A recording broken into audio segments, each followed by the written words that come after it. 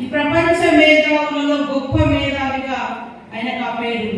ఆయన మేధస్సు తోటి ఎన్నో చట్టాలు ఇవాళ నేను నా జీవితంలో ఇన్ని మార్పులు రావడానికి కారణం భారత రాజ్యాంగం. నేను ఒక మామూలు ఆదివాసీ కోయంగూడెంలో పుట్టి మరి మధ్యలో చదివేసుకొని ఉద్యమాలకు వెళ్ళి మళ్ళీ వచ్చి భారత రాజ్యాంగం ఇచ్చినటువంటి అవకాశాలతోటి ఒక లాయర్గా చదువుకొని ఒక ఎమ్మెల్యేగా అయ్యి మళ్ళీ చదువుకుంటూ ఒక ఎంఏ చేసుకొని పిహెచ్డి చేసి ఎల్ఎల్ఎం చేసి మినిస్టర్గా ఈరోజు ఇక్కడ నిలబడ్డా అంటే అంబేద్కర్ గారు రచించినటువంటి భారత రాజ్యాంగం. ఆనాటి భారతదేశం మొదటి ప్రధానిగా ఈ యొక్క రాజ్యాంగాన్ని పార్లమెంట్ లో ప్రవేశపెట్టి చట్టబద్ధం చేసినటువంటి నెహ్రూ గారు. ఇంత గొప్ప సినిమాలు వస్తే మరి కేంద్రంలో బీజేపీ ప్రభుత్వం ఒక్క అవార్డు కూడా సినిమాకి ఇవ్వలేదు, ఆ యాక్టర్కి ఇవ్వలేదు. జై భీమ్ సినిమా వచ్చింది మధ్యలో.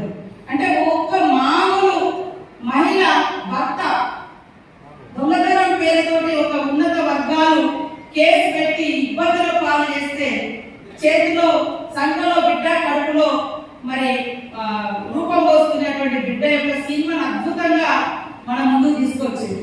అవునా, మాకు ఈ హక్కులు ఉంటాయా అని ఎంతో మందికి ఈ సినిమా ప్రేరణగా నిలిచింది.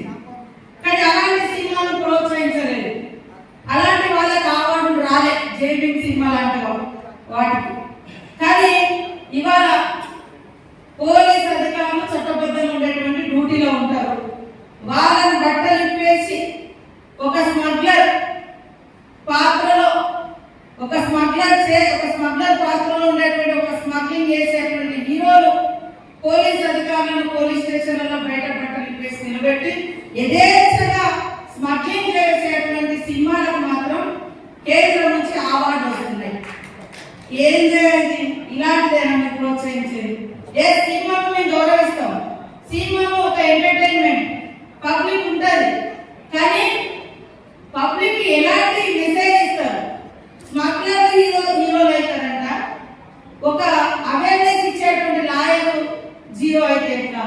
ఒకవేళ అక్కడ స్మగ్లింగ్ జరుగుతున్నప్పుడు దాన్ని కట్టడి చేసేటువంటి పోలీస్ అధికారి జీరో ఎట్లా